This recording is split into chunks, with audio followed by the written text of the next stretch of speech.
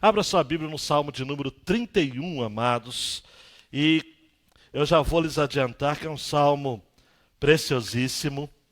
Nós temos, para quem está chegando agora, estudado aqui os salmos e como tem sido realmente tempo bom, né?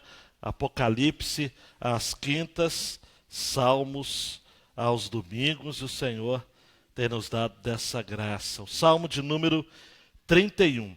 Quem esteve no domingo passado, no culto invertido, né? Porque o culto foi de manhã, com a dinâmica da noite, ouviu a mensagem do Salmo de número 30. Se você não esteve aqui, vá no YouTube, no canal da igreja e assista. O 31 eu tenho para mim que segue na mesma direção, né? Igualmente é um salmo de Davi, embora alguns comentaristas, tem comentaristas que são doidos, eu falo, não, é o salmo de Jeremias, só porque Jeremias cita muito desses textos, né? Mas não é de Jeremias porque está escrito aqui, salmo de Davi, é só por conta disso, né? Então foi um salmo escrito por Davi, mas uma curiosidade aí para quem gosta, é um dos salmos mais citados na Bíblia por outros autores. Jonas citou o verso 6, quando ele estava no ventre do grande peixe. Então ele conhecia esse salmo, né? Porque naquela situação, naquele aperto que ele estava vivendo, ele lembrou do Salmo 31. Jeremias, como eu já disse, citou esse salmo em vários versos. Eu vou estar ao longo da mensagem falando, sobretudo ao verso 13, aquela expressão terror por todos os lados. E Davi citou esse salmo provavelmente na sua velhice, quando ele vai escrever o Salmo de número 71, também conhecido como Salmo do Idoso. E, não menos importante, pelo contrário, o próprio Jesus citou o Salmo 31, o verso 5, parte A, porque a parte B Jesus não poderia falar. Depois você olha o texto e você vai saber por quê. Jesus cita o Salmo 31, verso 5, parte A, na cruz do Calvário também. Então nós estamos diante de um grande salmo, de uma literatura extraordinária. E cabe, amados, para a gente entender bem a dinâmica dos salmos, C.S. Lewis escreveu um livro chamado Lendo os Salmos. E neste livro ele vai comentar algo que eu tenho ensinado aqui também. Os salmos não são tratados doutrinários, nem mesmo sermões. Os salmos são poemas que foram compostos para serem cantados. Então, a estrutura dos salmos não é uma estrutura homilética, é uma estrutura para sermão. Por isso que a estrutura é quase sempre a mesma coisa. Oração, adoração. De vez em quando um salmista faz diferente. Adoração, oração. Tá ok? E a máxima do salmo é realmente elevar o coração para Deus em uma canção. Então, eu entendi esse salmo como sendo resultado de 3 súplicas. E por isso eu dividi. A primeira súplica para que o Senhor seja, ou melhor, que para que o Senhor seja, é um reconhecimento de que o Senhor é refúgio, versos 1 a 8. A segunda súplica, o salmista parece, amados, versículo 9, que ele primeiro fala que Deus era refúgio, e alguns comentaristas também, translocados, falam o seguinte, não, agora é outro autor falando de uma outra dor, porque de 9 a 20 há um clamor por misericórdia. Então alguns autores ficam em crise por conta disso, alguns comentaristas. Como é que alguém primeiro fala que Deus é refúgio e depois reclama e clama por misericórdia? O mesmo cara. Uai, é o que acontece com a gente o tempo todo. É ou não é? Quantas vezes nós oramos ao Senhor com fé mesmo. Aí na mesma oração, na Gisela, a gente fala, Senhor, por favor, não sei se o senhor está ouvindo direito, mas de todo modo, me ajuda aí. Então é o mesmo salmista. Tá? 9 a 20. Agora, 21 a 24, Davi termina com uma adoração, uma exultação a Deus. E você vai entender realmente esse clímax. Então, Davi começa reconhecendo o Senhor como refúgio. Depois, lá para o meio do salmo, ele fala: ah, Senhor, o Senhor está me ouvindo mesmo? Tenha misericórdia, porque há terror por todos os lados. A coisa está apertando para o meu lado, Senhor. E depois ele termina adorando, dizendo: bendito seja o Senhor. E por aí vai. Então essa é a estrutura. E uma frase que eu poderia resumir a todas as 3 orações é o tema da mensagem: Senhor, me ajude. Senhor, me ajude. Vamos ao texto, por favor. Acompanhe aí, detidamente. Senhor, eu me refugio em Ti. Que eu não me frustre. Livra-me pela Tua justiça. Inclina Teus ouvidos para mim. Livra-me depressa. Sê minha rocha de refúgio. Uma fortaleza poderosa para me salvar. Porque Tu és a minha rocha e a minha fortaleza. Guia-me e encaminha-me por causa do Teu nome. Tira-me do laço que me armaram. No Salmo 30 também fala de laço, né? Muito interessante. Pois Tu és o meu refúgio. Entrego o meu espírito nas Tuas mãos. Tu me remiste, ó Senhor, Deus da verdade. Odeias os que adoram ídolos fúteis. Eu, porém, confio no Senhor. Jonas a repetir essa oração.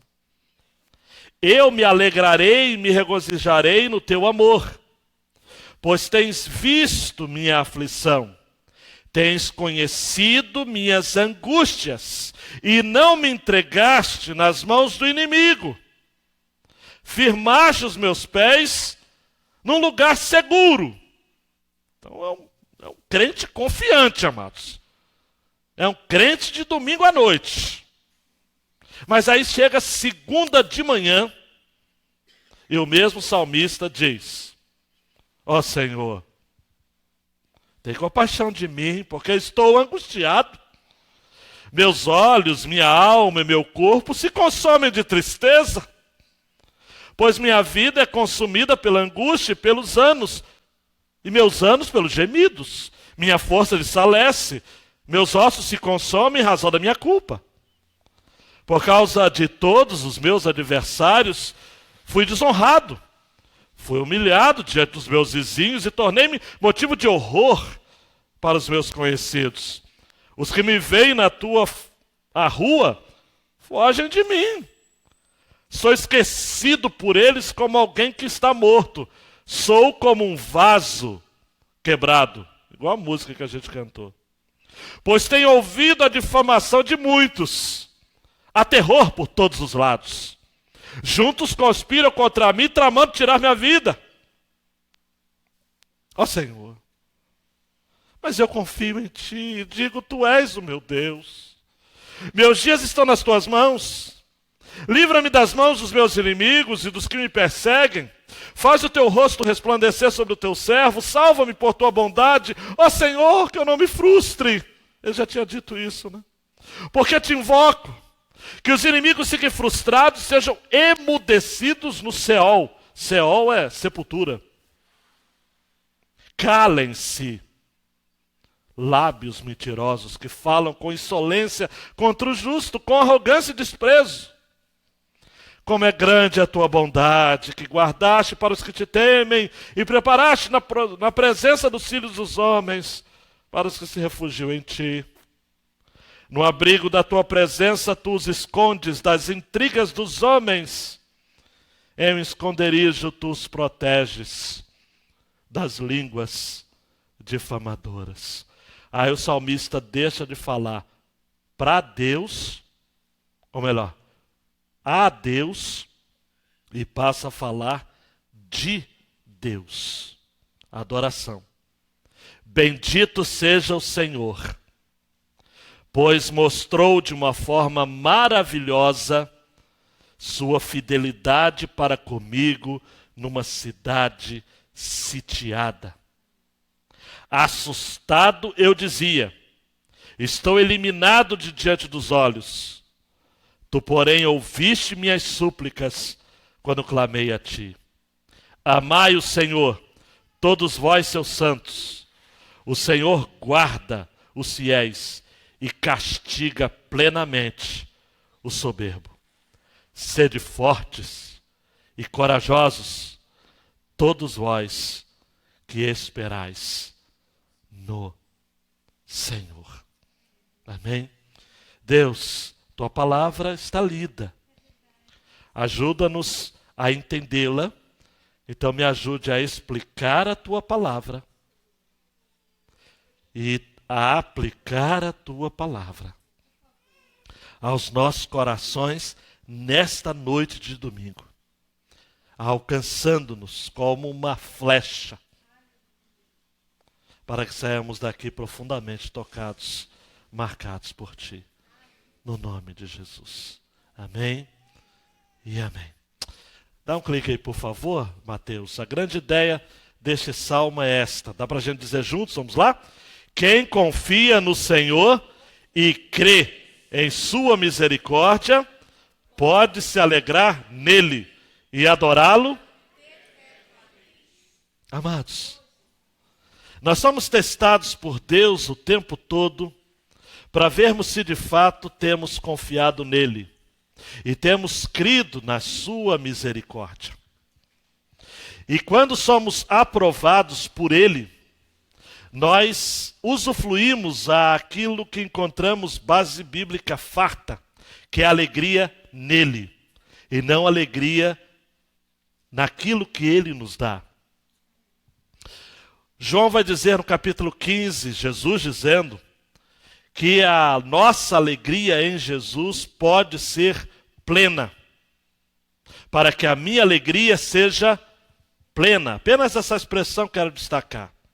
Alegria plena, independente das circunstâncias. Na nossa adoração não pode absolutamente ser condicionada. Por isso nós estamos diante de um salmista que vai dizer várias vezes o vocativo Senhor. Senhor, versículo 1. Versículo 9, ó Senhor. Versículo 14, ó Senhor. Versículo 17, ó Senhor. Versículo 21, bendito seja o Senhor. Versículo 23, amai o Senhor. O salmista está consciente de que no ajuste da nossa vida, quando queremos de fato ter noção correta, mente correta, coração alinhado com o coração de Deus, nós precisamos clamar por Ele. Clamar por Ele. Talvez você esteja vivendo um momento na sua vida semelhante ao de Davi, onde você só tem o Senhor para clamar. Por isso, na divisão do texto, na estrutura, eu peguei essas expressões. A primeira está nos versos 1 a 8, dando um clique, que é: Senhor, eu me refugio em Ti. Davi, provavelmente em uma das suas incursões, em uma das suas fugas, o meu palpite é ainda no mesmo contexto de 2 Samuel, quando ele está fugindo de Absalão. É o mesmo contexto do Salmo de número 30, ao meu ver. Mas se você quiser colocar Davi em qualquer um outro momento, quando ele estava fugindo de Saul, por exemplo, aí é 1 Samuel, vale a pena. Em muitos momentos, Davi precisou contar com o Senhor como refúgio. Refúgio é abrigo. Refúgio é proteção. Eu me identifico, e creio que você também se identifica com o versículo 1. Senhor, eu me refugio em Ti, que eu não me frustre. Livra-me pela Tua justiça. O Salmo de número 40, nos versos 16 e 17, o salmista vai usar a mesma expressão. Folguem e alegre-se em ti os que te buscam, digam constantemente os que amam a tua salvação, magnificado seja o Senhor. E aí ao versículo 17 do Salmo 40, que eu quero que seja uma bomba no seu coração. Mas eu sou pobre e necessitado, contudo o Senhor cuida de mim. Tu és o meu auxílio e o meu libertador, não te detenhas, ó meu Deus. Por 2 vezes o salmista vai dizer, livra-me. Livra-me pela tua justiça, versículo 1, e no versículo 2, livra-me depressa. A ideia é, me coloque em segurança, me coloque a salvo. Seja fortaleza minha, como o Salmo 18, né? 1, eu te amarei, ó Senhor, fortaleza minha. Ele vai usar no versículo 2, ser minha rocha de refúgio, uma fortaleza poderosa para me salvar. Em outro salmo, o salmista vai dizer o seguinte, Senhor, tu és a rocha mais alta que eu. Essa ideia de ser colocado, amados, em uma posição de segurança, nós vamos encontrar em outros salmos. O salmo do idoso, por exemplo, talvez você não sabia, meu idoso, minha idosa, mas há um salmo na Bíblia para você, Salmo 71. Quando o salmista, meu palpite, o próprio Davi, vai dizer, em ti, Senhor, confio, nunca seja eu confundido. Livra-me na tua justiça e faze-me escapar. Inclina os teus ouvidos para mim e salva-me. Sê tu a minha habitação forte. É um idoso dizendo, Senhor, sê tu a minha habitação forte, a qual possa recorrer continuamente. Deste o mandamento que me salva, pois tu és a minha rocha e a minha fortaleza. Livra-me, meu Deus, das mãos do ímpio, das mãos do homem justo e cruel. Preste atenção. Pois tu és a minha esperança, Senhor Deus, tu és a minha confiança desde a minha mocidade. Davi está dizendo, Senhor, desde a minha mocidade. Por isso que o versículo 3, neste salmo que lemos, Davi diz, tu és a minha rocha e a minha fortaleza, guia-me, encaminha-me por causa do seu nome. No verso 4, o salmista vê ou antevê um laço. E no domingo passado eu falei muito sobre essa questão de laço, laço de morte. Vez por outra, amados, o Senhor nos livra de laços de morte. Versículo 4, tira-me do laço que me armaram, pois tu és o meu refúgio. Amados, você já viveu laços de morte? Armadilhas? Já viveu determinadas situações em que você teve a percepção clara que Satanás intentou lhe matar? Intentou lhe matar? E aí você poderia dizer como o salmista no Salmo 25:15, os meus olhos estão continuamente no Senhor, pois Ele tirará os meus pés da rede ou da armadilha. Laços de morte. Há um outro salmo também valiosíssimo, que eu não posso deixar de citar, usando essa expressão laço, que é o Salmo de número 124. Verso 2, se o Senhor não estivesse ao nosso lado, quando os homens se levantaram contra nós, eles nos teriam engolido vivos. Quando se enfureceram contra nós, as águas, a enchente, nos teria encoberto e a torrente teria passado sobre nós. Sim, as águas impetuosas teriam passado sobre nós. Agora a ideia do laço aqui. Bendito seja o Senhor, que não nos entregou como presa aos dentes deles. Como um pássaro, escapamos do laço dos que caçam passarinhos. O laço se rompeu e nós escapamos. Eu não quero ficar insistindo, mas só para dizer como que essa ideia de laço de morte é bíblico, né? Salmo 91, verso 3. Pois ele te livra do laço que prende o passarinho e da peste mortal. Tome nota. É o Senhor que te livra dos laços de morte. O versículo 5, como eu citei para vocês de antemão, Jesus cita a parte A do versículo. Entrego o meu espírito nas tuas mãos. Ele não diz a parte B, porque tu me remiste, ó Senhor Deus da verdade. Jesus não precisava de redenção, porque ele era Deus. Mas Jesus, naquele momento do Gólgota, amados, e eu me lembro de ter lido e pregado aqui em cima do texto, né, de Lucas capítulo 23, versículo 46, quando Jesus dá um brado em grande voz, dizendo: Pai, nas tuas mãos entrego o meu espírito. Arthur Acton Pink, pregando num sermão, vai chamar esse texto de o brado do contentamento. E Pink vai dizer: olha, o Salvador entregou seu espírito nas mãos de seu Pai na morte, porque ele tinha estado nas mãos dele por toda a sua vida.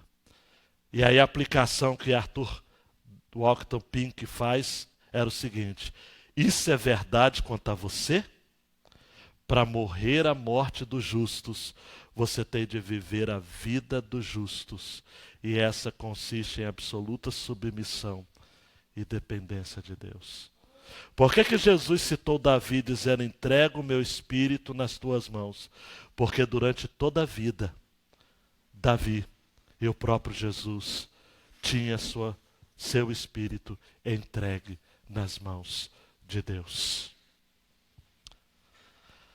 Eu não sei, amados, pode parecer muito estranho para você ouvir essa expressão, mas quando você estiver diante da morte, pouca coisa vai importar, ou quase nada neste mundo. Conta bancária, diplomas, até mesmo família, bens.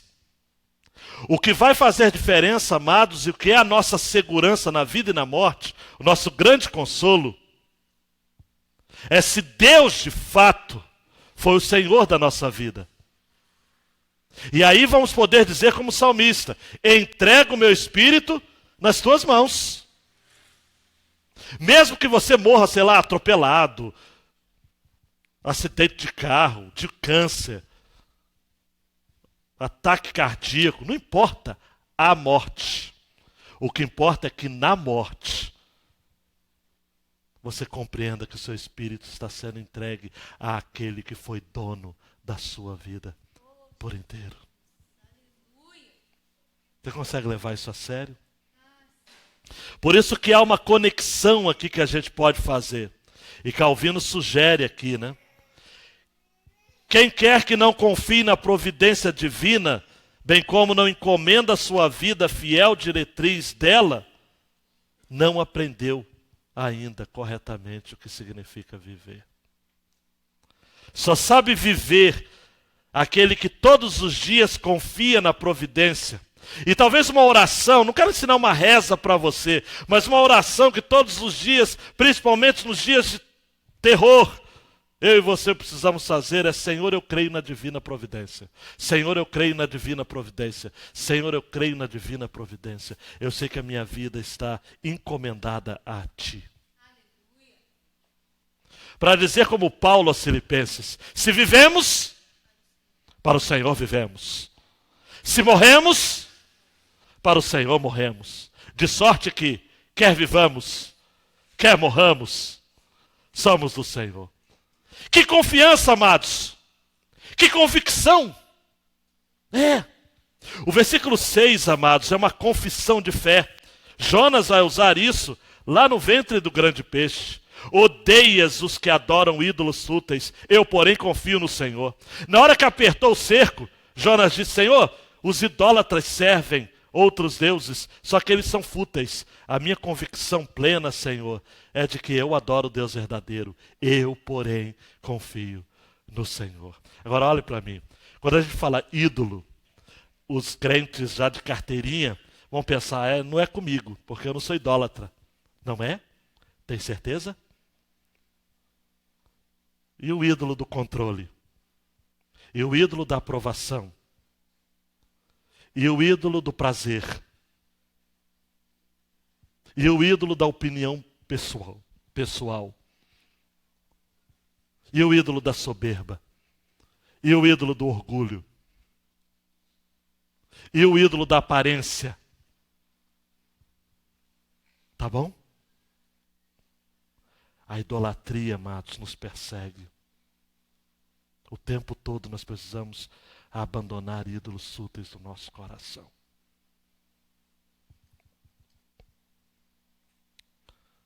O salmista foi atendido pelo Senhor.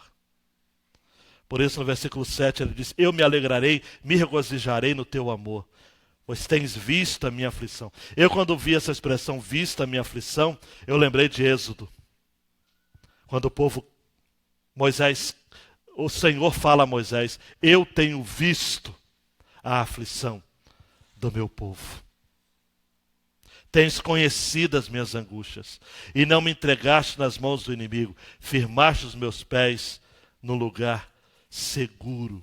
A NVI traduziu assim a parte final do versículo 8: deste-me segurança e liberdade.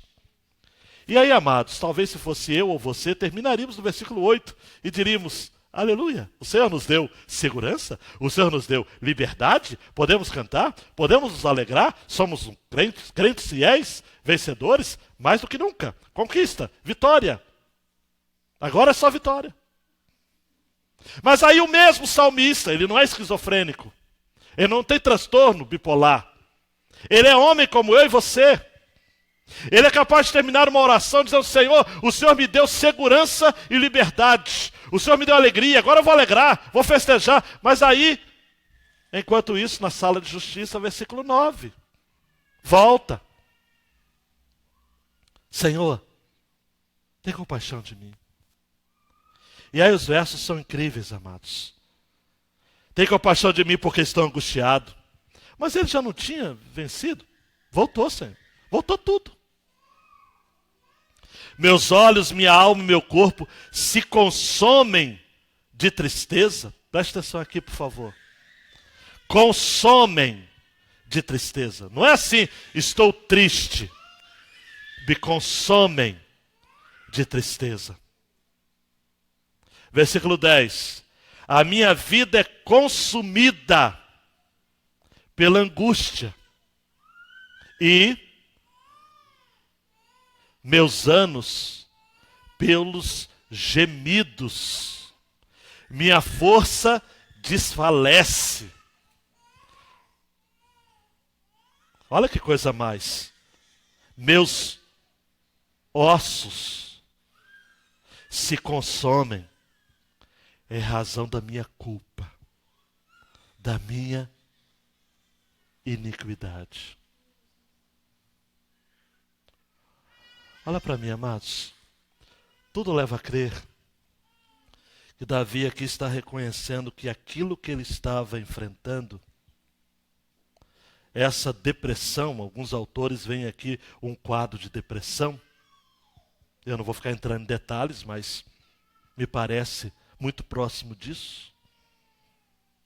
Nesse caso específico, eu não estou dizendo aqui que toda depressão é fruto de pecado, embora numa análise geral o seja, mas específico aqui, Davi diz: por causa da minha culpa, por causa da minha iniquidade. Vários são os momentos, amados, que a conta do nosso pecado vem, o boleto vem. Vamos ser sinceros? Às vezes a gente quer esconder as coisas tudo debaixo do tapete. Você não faz isso porque você é limpinho, mas Tem gente que gosta, né? Adolescente, os nossos não, os outros. Sempre debaixo do tapete. E a gente faz isso com a nossa alma, com as nossas questões. Eu sei que tem gente que guarda essa palavra, mas com as nossas ziqueziras. A gente vai guardando tudo, jogando tudo debaixo do tapete. Aí chega um momento, a depressão vem. A depressão que é resultado do pecado não confessado. Por causa da minha iniquidade. Davi disse, se eu estou certo em identificar esse contexto de Absalão, tudo a ver. Davi tinha sido mau pai. Absalão havia tido a sua irmã estuprada, filha de Davi, a Tamar. Davi fez o quê? Nada. Absalão depois pede permissão para o seu pai para fazer uma festa, reunindo os irmãos, inclusive Aminon, que foi quem estuprou a sua irmã. Ela era irmã de Absalão, de pai e mãe. Irmã consanguíneo. De Aminon era apenas por parte de pai. O que não diminui a questão do pecado, da violência e do estupro. Davi nem se notou, permitiu. O que acontece? Absalão mata Aminon. E Davi fez o quê? Nada. E aí eu não vou nem ficar falando, porque Davi foi um tremendo vacilão. Um péssimo pai. E agora ele está reconhecendo que tudo que ele está enfrentando é por conta da sua iniquidade. Claro para mim. No outro pecado, no outro vacilo de Davi, porque Davi era terrível, como eu e você, ele vai pecar com Batseba, mulher de Urias, o seu fiel soldado. Ao final, ou no contexto de arrependimento, ele vai escrever 2 salmos em específico. Salmo de número 51 e Salmo de número 32. No Salmo 32, 3-5, ele vai dizer: quando eu guardei silêncio, envelheceram os meus ossos pelo meu bramido em todo dia. Porque de dia e de noite, repita comigo, de dia e de noite, a tua mão pesava sobre mim, e o meu humor se tornou em sequidão de estio. Amargo. Pense uma coisa amarga. Giló é pior. Confessei-te o meu pecado e a minha maldade não encobri. Dizia eu, confessarei ao Senhor as minhas transgressões e tu perdoaste a maldade do meu pecado. Enquanto ele se calou, pecado, amados, olha para mim, tem que botar para fora. Se ficar para dentro, pode te matar. Não brinca com isso não, hein?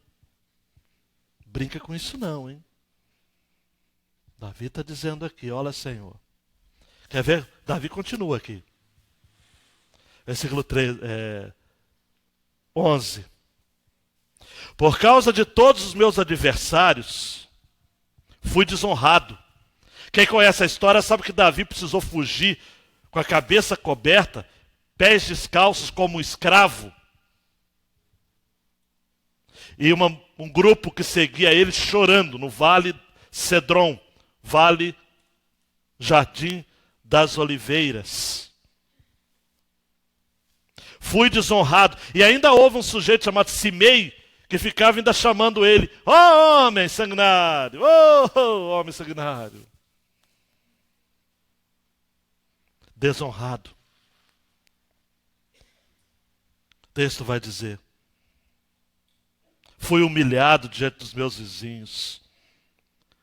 Tornei-me motivo de horror para os meus conhecidos. Os que me veem na rua fogem de mim. Coisa terrível, amados. Até Aitofel,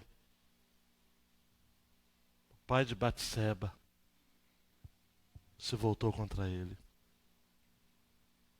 E aí ele vai usar a expressão no versículo 12, que também nós cantamos aqui, né? Sou esquecido por eles como alguém que está morto. sou como um vaso quebrado.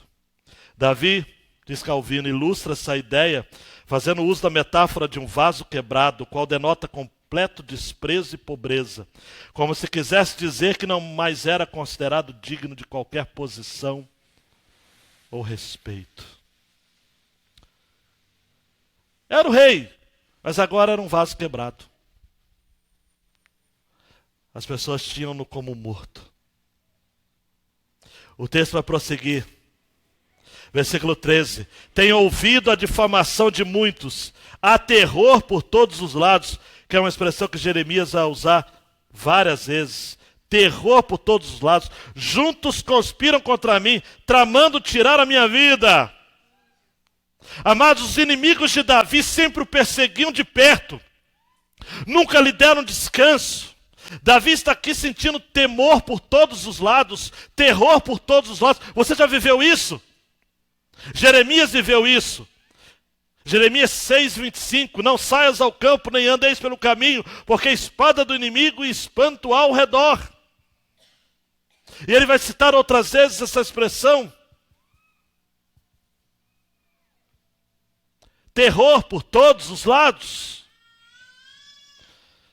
Mas no versículo 14, o salmista se lembra do Senhor, dizendo, ó Senhor, é o vocativo, ó Senhor. Mas eu confio em ti e digo, tu és meu Deus. Meus dias estão nas tuas mãos. Livra-me das mãos dos meus inimigos, dos que me perseguem. Faz o teu rosto resplandecer sobre o teu servo. Salva-me, Senhor, por tua bondade. O salmista, amados, confia tanto que o Senhor agiria em seu favor, que ele diz, tu és o meu Deus. Tu és o meu Deus. Não és o Deus dos meus pais. Não és o Deus da minha igreja. Não és o Deus da minha história passada. És o meu Deus da história presente. Não serás, não fostes, tu és. Nós precisamos, amados, entender isso. O nosso Deus não é um Deus para ser estudado. O nosso Deus é um Deus para ser crido. Teologia que não nos leva a adorar não é teologia, é especulação. Quanto mais conhecemos de Deus, mais temos de amá-lo.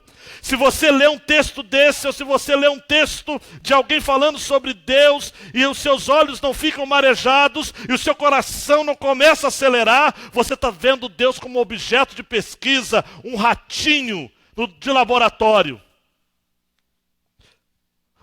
Um Deus que é colocado num tubo de ensaio.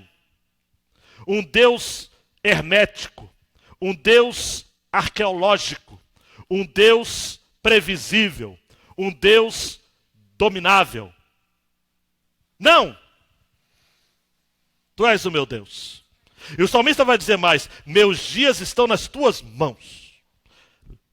Eu estou pedindo para o Senhor me livrar das mãos dos meus inimigos e dos que me perseguem. Faça resplandecer o teu rosto sobre o teu servo. Eu tenho para mim que Davi lembrou da oração de Arão, né? O Senhor te abençoe e te guarde. Números 6, 24 a 26. O Senhor faça resplandecer o seu rosto sobre ti e tenha misericórdia de ti. O Senhor sobre ti levante o seu rosto e te dê a paz. Davi diz, meus dias estão nas tuas mãos, Senhor. E no versículo 17 ele diz assim, Senhor, que eu não me frustre porque eu te invoco. Isso é fé, né, gente? Agora Davi está voltando a ser o crente que ele era antes. Que os ímpios fiquem frustrados e sejam emudecidos no céu. Olha para mim.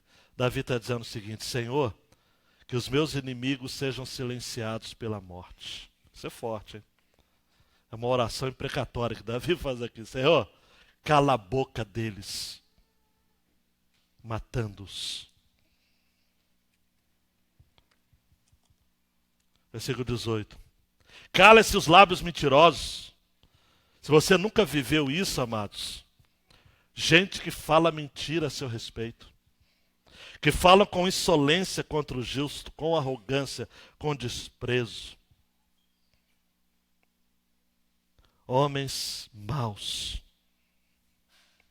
E aí no versículo 19, ele vai dizer para Deus: como é grande a tua bondade, que guardaste para os que te temem, e preparaste na presença dos filhos dos homens, para os que se refugiam em ti. Mais uma vez a ideia do refúgio. E no 20 ele vai usar uma figura que eu quero destacar, tá? Presta atenção aqui. No abrigo da tua presença, tu os escondes das intrigas dos homens. Em um esconderijo, tu os proteges das línguas difamadoras. Olhe para mim, a ideia que eu quero destacar aqui é a ideia do esconderijo. Você sabe o que é um esconderijo? No original é um bosque cerrado, ou uma tenda. Thomas Tronco vai sugerir de que Davi está pensando aqui na figura do reino animal, da ave que se esconde debaixo de suas asas, seus filhotinhos indefesos. E aí eu preciso que você estenda suas mãos agora, num ato de fé, e diga: Senhor, eu tenho sido prova viva de que o seu esconderijo tem sido muitas vezes o meu lugar de refúgio. Só. Como o Salmo 91, né? Quem souber, repita comigo. Aquele que habita a sombra do Onipotente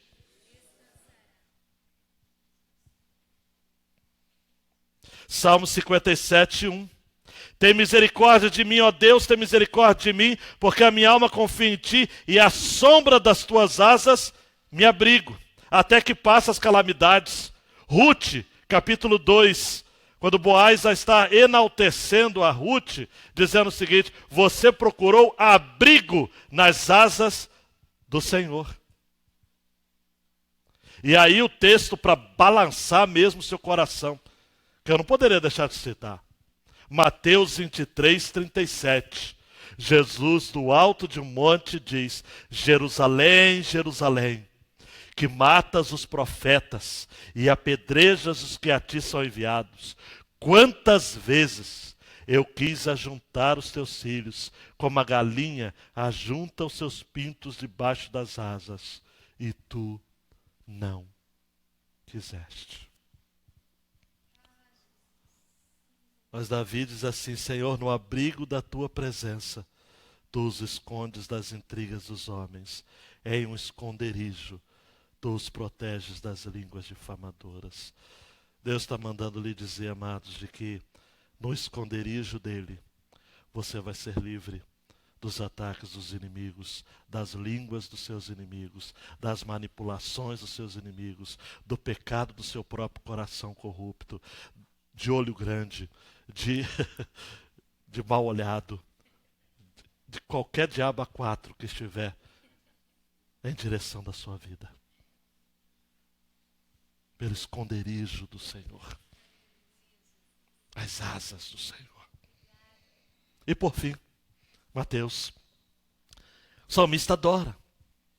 Bendito seja o Senhor, 21, pois mostrou de uma forma maravilhosa a sua fidelidade para comigo. E usa uma outra figura lindíssima, numa cidade sitiada. O que é cidade sitiada, amados? Se eu estou certo e que Davi está fugindo da rebelião liderada por Absalão, Davi precisou encontrar cidades onde ele precisou de amparo, de aconchego, de proteção, de segurança. Nós nos sentimos muitas vezes, amados, perdidos, desorientados, mas o salmista nos ensina que a jamais entregarmos os pontos, ou usando uma outra expressão, jamais joga a toalha, jamais desista.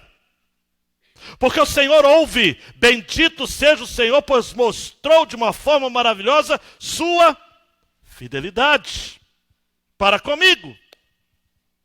Eugene Peterson traduziu assim numa mensagem: bendito és, ó Eterno, teu amor é a maravilha do mundo. Apanhado numa armadilha, entrei em pânico. Longe dos olhos, longe do coração, eu disse, mas tu me ouviste dizer isso e vieste em meu socorro. O versículo 22, eu quero fazer uma conexão. Eu aprendi com Tim Keller essa conexão, eu vou fazer. Versículo 22. Assustado eu dizia, estou eliminado de diante dos teus olhos. Tu, porém, ouviste minhas súplicas quando clamei a ti. Qual a conexão? Salmo 30, versos 5, 6. Eu, porém, dizia na minha prosperidade, jamais serei abalado.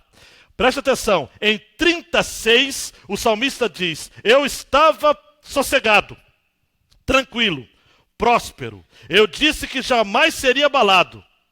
E tu, Senhor, versículo 7, pelo teu favor fizeste com que a minha montanha permanecesse firme. E apenas escondeste o rosto, eu fiquei perturbado. Senhor, a ti clamei, o Senhor supliquei. 31, 22. Assustado eu dizia, o contexto é de adversidade. Estou eliminado de diante dos seus olhos. Tu, porém, ouviste minhas súplicas quando clamei a ti. Qual a conexão? Olhe para mim, preste muita atenção. Não importa se é na adversidade ou na prosperidade. Em ambos os extremos você está em perigo. Mas em ambas as situações você pode clamar para Deus que Ele atende. Tanto quando você está se sentindo protegido e tranquilo demais e achando que nada de mal vai lhe acontecer. Tadinho de você. Quando você está vendo o bicho pegar e assustado, você começa a dizer, Senhor, eu estou eliminado diante dos teus olhos. Mas o Senhor vai revigorar o seu coração. Por isso o apelo é, amai o Senhor, todos vós, seus santos. O Senhor guarda os fiéis e castiga plenamente o soberbo. Mais uma oração imprecatória. Davi está dizendo, Senhor, povo, não dizendo ao Senhor, mas aqui dizendo ao povo, amai o Senhor, o imperativo, vós os santos, porque o Senhor guarda os fiéis e castiga o soberbo. Isto é, vai chegar um dia, amados, que quem é fiel vai ser guardado e quem é soberbo vai ser castigado. E aí ele termina dizendo o seguinte, versículo 24, sede fortes e corajosos, todos vós que esperais no Senhor. Me lembro de Josué, né? Capítulo 1, ser forte e corajoso. Mas a ideia, amados, aqui de ser forte e corajoso, versículo 24, pode ser feita uma conexão com Jesus no Getsemane. O mesmo lugar que Davi fugiu, envergonhado, Jesus estava. Mas não envergonhado. Apenas conduído. Apenas em agonia. E ele vai dizer em Lucas 22, 42 e 43, Pai, se queres, passa de mim este cálice. Todavia, não se faça a minha vontade, mas a tua. Mas aí, olhe para mim, apenas Lucas registra o que eu vou dizer agora. Antes, somente Lucas fala que o suor de Cristo se transformou em gotas de sangue. Mateus não fala, Marcos não fala, João não fala. Isso por conta de Lucas ter sido médico. E ele interpreta isso de uma forma muito especial e única. E Lucas é o único que vai dizer, apareceu um anjo do céu que o fortalecia.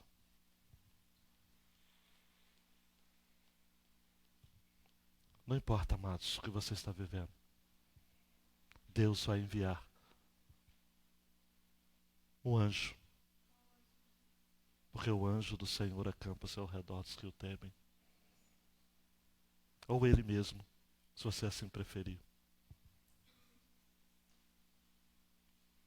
Para lhe consolar. Para lhe consolar. Dê 2 cliques aí para a gente caminhar para as aplicações finais desta mensagem. Em muitos momentos da vida, amados, o que teremos de essência para sobrevivermos em meio aos horrores é a nossa fé. Apenas a nossa fé. Não adianta. Em muitos momentos. Mas preste atenção, muitos mesmo. Você só vai ter a sua fé.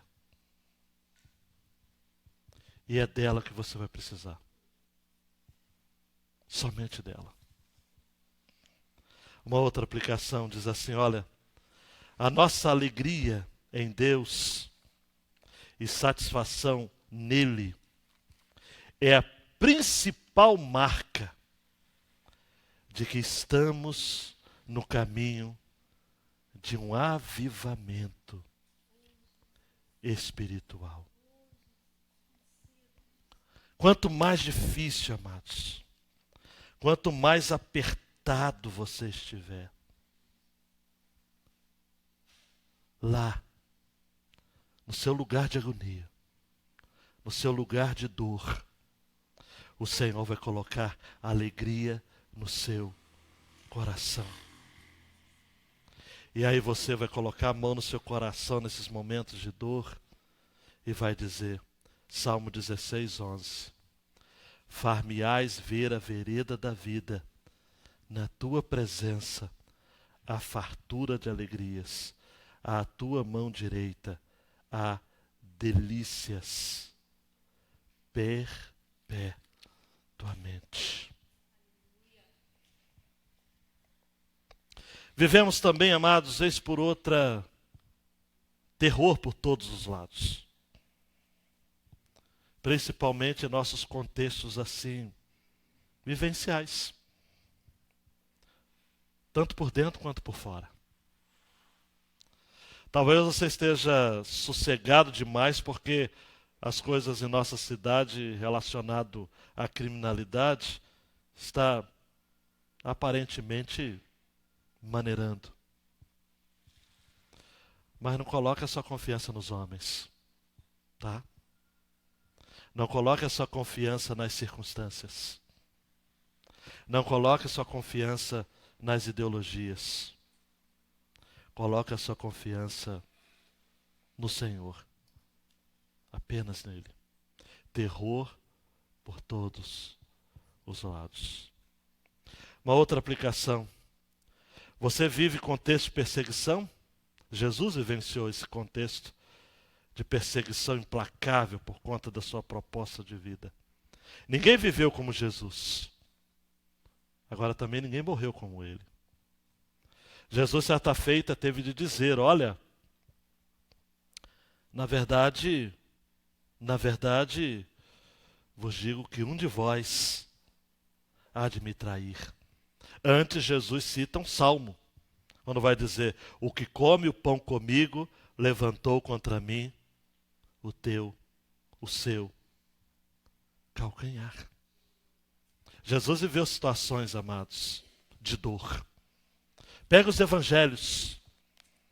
Pegue ali as horas finais de Jesus. Os dias finais de Jesus. E observe atentamente o que ele enfrentou.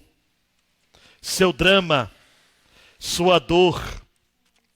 Jesus no Getsêmani, como eu já disse aqui, pedindo para que o Pai, se possível, afastasse seu cálice, o cálice dele.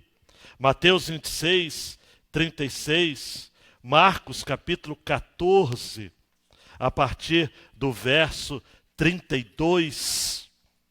Leia isso, se identifique com isso. Veja que ele estava sozinho neste momento. Na maioria das vezes, amados, eu e você estaremos sozinhos. Sozinhos. Mas temos um incentivo. Eu quero terminar com esse incentivo na última aplicação. O apelo final do salmista. Volte ao texto para você ver qual o apelo final do salmista. Salmo 31, verso 24. Sede fortes e corajosos, todos vós que esperais no Senhor. Somente em Jesus podemos esperar por dias melhores. Mas o Jesus dos evangelhos, não o da mangueira. Quando eu terminei a mensagem, eu falei, olha, eu preciso pelo menos ver um compacto da apresentação da escola de samba que causou muita discussão. Eu vi. Um Jesus que foi apresentado ali no sambódromo com várias faces. A face do negro, favelado, da transexual, das crianças abandonadas, um contexto realmente difícil que a gente sobrevive. Mas eu busquei de Deus o entendimento de que não foi como um pastor de São Paulo disse, não foi profético, como ele disse, o Ed René Kivitz. Mas também não foi patético, pela beleza enquanto estética, foi até bonito algumas imagens. Mas foi desnecessário. Por quê? Porque Jesus não precisa de releitura. O Jesus dos evangelhos já é o suficiente. Jesus não precisa ser retratado com um negro que sofre preconceito, porque ele se identifica com a dor dele. Bem como com o branco também, que vez por outra sofre preconceito em tantas outras áreas. Com os indígenas também. Com os nordestinos também. Com os homossexuais também. A ideia, amados, daquele desfile foi um escárnio, e nesse ponto o escárnio serve, porque tentou trazer algo que a palavra de Deus não nos autoriza, que é a tentativa humana de apresentar um Jesus que é a esperança de acordo com os nossos termos humanos. O Jesus que eu conheço e que você conhece, ou deveria conhecê-lo, é a esperança nossa. Mas como John Piper disse, ele jamais será domesticado. As pessoas podem tentar domesticá-lo. As pessoas podem escolher uma de suas características que seja capaz de mostrar que ele está do nosso lado. Porque todo mundo sabe que é bom ter a companhia de Jesus. Mas a nossa sociedade procura um Jesus adaptado. E nos evangelhos há um Jesus original. Um Jesus que não precisa ser revisitado. Um Jesus que não se encaixa na nossa religião, na nossa plataforma política ou no nosso estilo de vida. Um Jesus que é. Simplesmente é. E nele podemos esperar. Por isso que eu quero terminar, faz tempo que eu não termino citando algo das Crônicas de Nárnia. Dá um clique aí, por favor. Esse Jesus, na crônica do leão, a feiticeira e o guarda-roupa, há um diálogo. Um senhor castor. Que homem sábio, né? Lúcia pergunta ao engraçado e sério, ou pelo menos tentando ser sério, castor, acerca de Aslan. Ele é um homem? O castor responde muito sério. Aslan, um homem? Não, não. Eu não lhes disse que ele é o rei dos bosques, filho do grande imperador de Além-Mar? Não sabe quem é o rei dos animais? Aslan é um leão. O leão. O grande leão. Susana, a irmã mais velha, diz, eu estava achando que era um homem. E ele é de confiança? Porque eu vou morrer de medo de ser apresentado a um leão.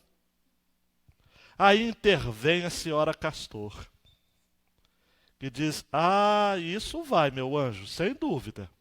Porque se alguém chegar na frente de Asla sem sentir medo, ou é o mais valente de todos ou é um completo tolo. Aí Lúcia, a mais nova, diz assim: mas ele é tão perigoso assim? O senhor Castor diz: perigoso? Então não ouviu o que a senhora Castor acabou de dizer? Quem foi que disse que ele não era perigoso? Claro que ele é perigosíssimo. E aí vem a frase chave, né? Mas acontece que ele é bom. Ele é rei. Disse e repito. E aí Pedro, mais velho, fala algo que eu e você já dissemos muitas vezes, vamos admitir. Eu estou louco para ver o rei, mesmo que eu tenha muito medo.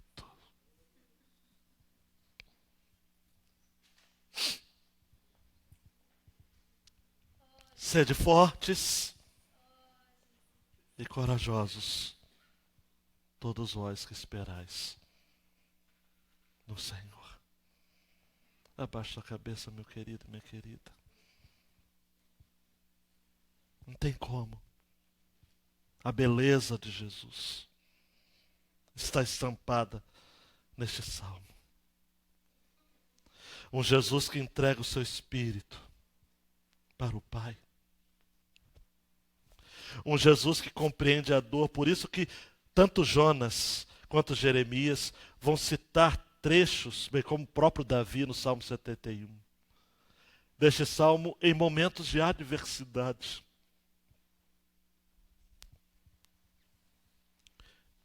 Eu e você estamos como Pedro, loucos para ver o rei. Eu quero ver o rei. Eu aguardo o rei.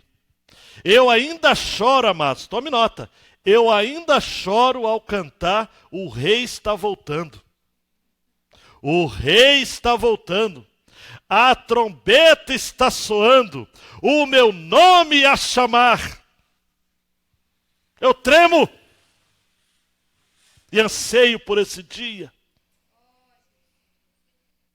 Aperte seu coração, aperte sua alma. Jesus não é uma esperança, Jesus é a esperança. Jesus não é um leão domesticado, uma expressão também de C.S. Lewis. Ele é Jesus, ele cabe perfeitamente em cada situação que você está vivendo, porque ele é rei. Ele não precisa ser retratado como negro para ser aceito pelos negros. Não precisa ser retratado como mulher para ser aceito pelas mulheres. Não precisa ser retratada como transexual para ser aceito pelos transexuais. Não precisa. Porque ele é tudo o que precisamos. Nele podemos confiar, nele podemos esperar. Ele é rei. Perigosíssimo, mas bom.